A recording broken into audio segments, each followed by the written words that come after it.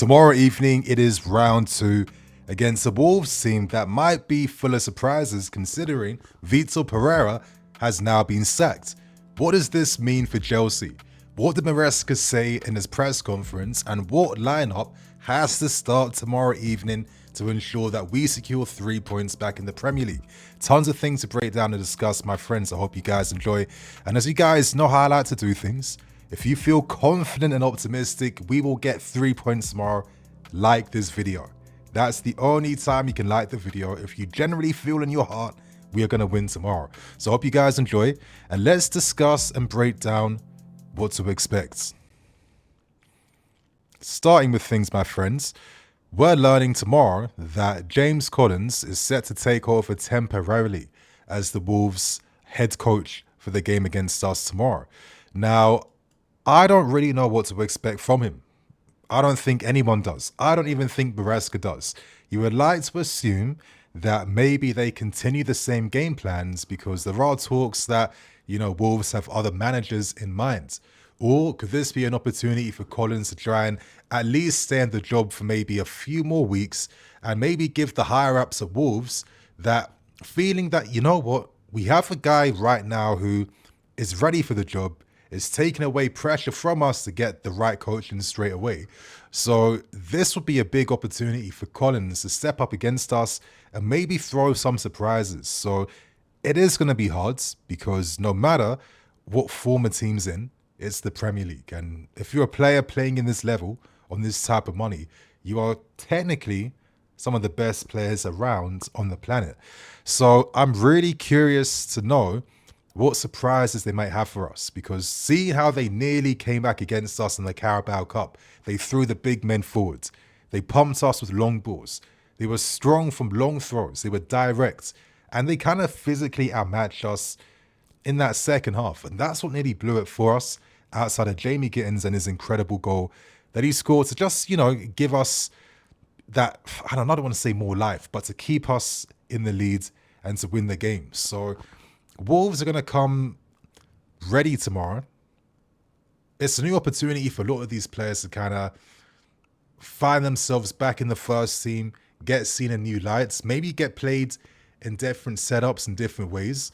So we can't take this for granted, especially after our draw against Carabao in the Champions League. I don't think the team really understood the assignment against this opposition. I was taken aback by how pacey and fast and intense Carabao were. And at the moment, we've seen in the last recent games, if you just ignore Spurs, who were absolutely useless, that teams that kind of play with that intensity, play from the start, push up high against us, they do create some issues for us. So we can't be going into this game tomorrow against Wolves getting complacent. We aren't good enough to get complacent against any team, in my personal opinion. And we have to start learning some of these lessons and mistakes that we keep making now, because I think we're a team that's a lot better than, come on, we know we're better. We know we're better than what we've been showing recently. I want to see more control now. Yeah, I want to see more of that dominance from the first minute to the last minute. I feel like we have to show teams like Wolves and Co. that once we take the lead, once we're up, you kind of know the game's over for you. You know that you're going to suffer even more. If anything, teams still feel like there's hope and there's a comeback no matter what the scoreline is. And that is like a room for improvement that this young team have to show that they have that type of instinct and killer mentality in themselves. So getting the results against Wolves, that will be key for us. Kind of just maintaining our pressure in the Premier League, getting as high up the table as possible, playing at home as well too. Now that we're back home after all these away games, we cannot let this opportunity slip. And you know what? I'm feeling kind of optimistic that we are going to come correct tomorrow. And that's because I feel like we are going to see some smart changes made to the lineup. So my friends, you know what time it is? This is my predicted lineup for the game tomorrow night.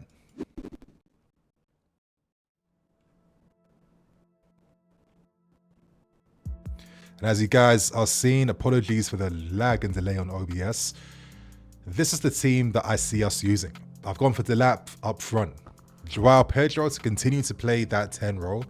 Garnacho left hand sides, Esteval on the right hand side, a midfield of Caicedo and Enzo Fernandez, defense of Cuckoo, Jalaba Fofana, Gusto, and Robert Sanchez.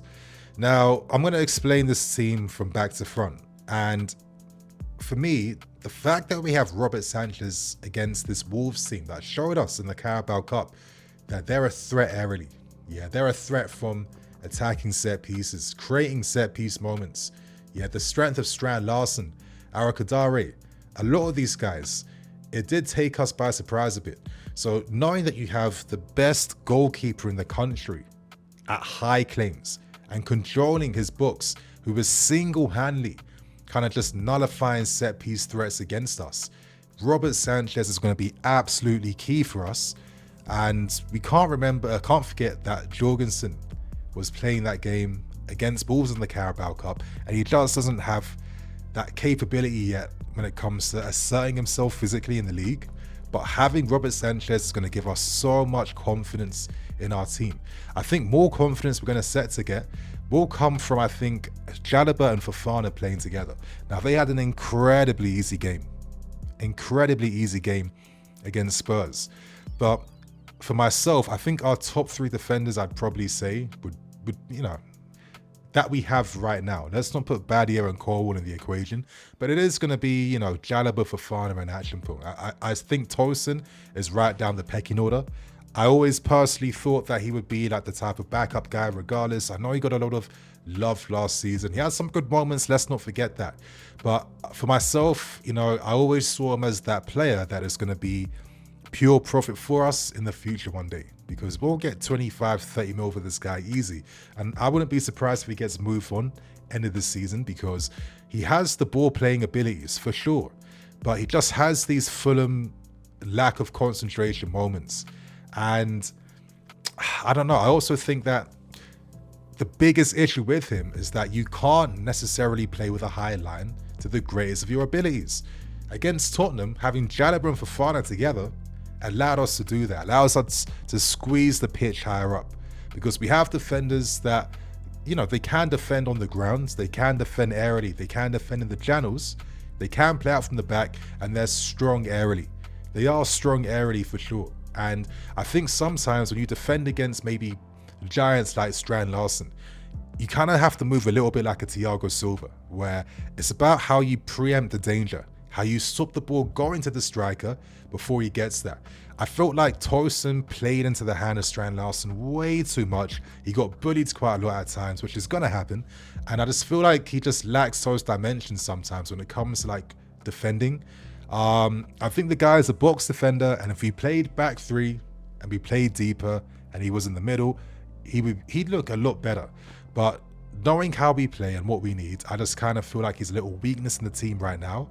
And I think Fofana and Jalaba are most experienced. I think a back line that Maresca will be, it'll feel that confidence and faith in. This is a budding partnership that can grow and can improve. So I think Jalaba and Fofana will have like the first real test playing together in the Premier League in this new look partnership. So let's see it from there. Obviously, Cucurella speaks for himself. He's back in the team. Malo Gusto, I think, will be back in the team to replace Reece James. I don't think Reece has to start this. I think Gusto could provide what we need by hopefully, overlapping a bit more. It's always quite hard to predict how the inverted players will play for Maresca. We've seen how Gusto has been a big game tactics player for us against bigger opposition, kind of creating those third-man runs and movements and, starting those underlapping runs in midfield. But against a team who, on paper, probably tomorrow, are going to play off the ball, I want to see more lateral movement out wide. We've seen him do that against PSG, for example. That was classic Malo Gusto.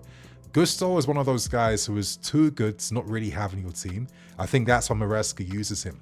So I hope that he'll play more to his actual qualities by creating and providing that width outside, because I want to see Esteval coming inside alongside Joao Pedro.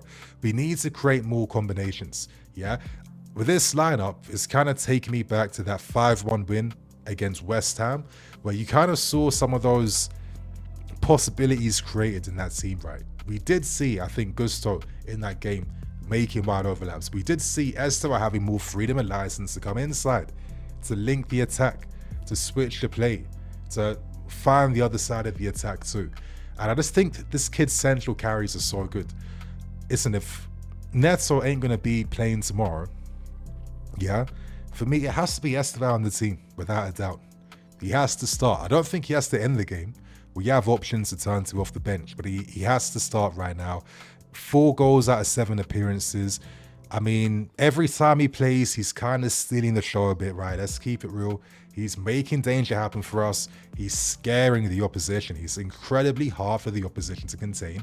And I just feel like he has to be playing alongside top guys a bit more frequently so we can start to build more understanding and that relationless play between them to go to that next level. Because sometimes, if you're going to break down a packed defense, it's not going to be because of something you worked upon in the training ground. A lot of times, it's going to come from that improvisation of Esteval coming inside, you know, doing a 1-2 of Joao Pedro, with Liam Delap pinning back someone, creating space for Esteval to continue his running behind. That's the type of stuff that you have to create. I think this is why we can be so poor against rested defenses, because we just look absolutely one-dimensional. And I think, listen, we have to rotate, which is imperative for where we are in the season. But I just feel like because we don't necessarily see like the same guys playing together all the time, we do kind of slow down that ability to create that type of relationless understanding between our players. I need to see a bit more of that, yeah? I need to see more like that, those great duos. I want to see Joao Pedro and Esteval form a great partnership, great understanding that can only come from playing together. And I think tomorrow presents the best opportunity. Obviously, completing the team, Garnacho, I think Gittins. I mean, it was quite hard, you know, for the guy that got 2 assists and 1 goal and absolutely scared the life out of Wolves. Realistically, you'd expect him, of course, to maybe start the game again. But we have seen this pattern of maybe Garnacho starting Prem games. So let's see what he does. I think Garnacho has quietly been decent. There's more to come from him, but I think he's starting to find himself a little bit more. And let's see if he continues that now against Wolves. And obviously, Liam Delap, can he get his first goal for us this season? That's the big thing. And I'm just really fascinated to see how we play with him for a full 90 minutes, hopefully, with him as the focal point up front. So that is my lineup for the game tomorrow, you guys. Let me know what you're thinking, and hopefully you guys, you know, I read the comments. I know, like, I've been getting a lot of stick for certain lineups. Last week, I was at the game against Spurs when guys were a bit surprised that I went for Jalaba and Fofana, as if, you know, there was like biased reasons for that. Well, they started the game, and I explained exactly why I thought they would start. That is what I'm doing with these predicted lineups. So my friends, let me know your predicted lineup. But very quickly, I want to end things by discussing what's one of the key points from Enzo Maresca's press conference. And I want to just focus on this one key point because I thought this week was pretty fascinating. And Maresca essentially spoke about the need to rotate, the need to, you know, offer fresh legs in the team right now. It makes a lot of sense considering the injuries we have. Of course, Romeo Lavia being out. Maresca saying that we're still waiting to get the diagnostics on him to really find out the severity of the injury. Hopefully it's not too bad, but it feels like those tough questions might have to start being discussed at some point surrounding Lavia. Neto will be touch and go tomorrow. He has trained today. They're going to assess whether he's fit, but I just don't think Neto has to start if that's where he's at right now. We got other options. But obviously, he was under fire for maybe rotation. And against Karabat, the result shocked everyone when you're not beating a team like he was beating 6-0, 4-0 in the past, drawing 2-2 against them after he spent $2 billion. I get it. But Maresca says, listen, he believes in rotation. When you have players like Hato and Santos who are internationals for the national team, you don't have bums in your team. That's what he's saying. But from the fan experience perspective, we know that normally when we are rotating this heavily, the quality levels drop a bit. It's not because the standard of the player is just that much worse compared to like the first team heavy hitters is because they haven't really played that much together. And I think that's where we get exposed a bit at times with some of those frailties, right? Especially when like your Estevals and your Santos and co aren't getting like supported by like the first team big boys. That's the type of balance that you need to have. But as Maresca says, in today's game, it's just a lot more physically demanding compared to when I was a player back for Juventus and Seville and back in the day, basically. Over 65 games in a season is very hard. And I need to manage minutes. I need to rotate. And he's completely making a lot of sense. I think that the biggest stat that's showed where football's changed over the last like 10 to 12 years has been in running stats. Yeah. Teams do double the sprints they did like 10, 15 years ago. It's ridiculous. It's very intense. So you need even bigger squads with more depth to kind of cope with your 60 plus game seasons. That's the reality of things right there. And obviously, if you're traveling to Azerbaijan, I mean, it's like about 2,500 miles away from us. And I only know that answer from the Chelsea media team. So thank you for that. You need to rotate knowing that you got a Prem game a few days after that, right? And obviously, we were forced to make more subs than I'm sure Maresca even wanted to do to begin with. So we are in a situation where we're going to have to continue to rotate. And this is why I always mention that we are Chelsea 1.5 and not Chelsea 2.0, because we had to go back a step when we bought all the guys we did this summer.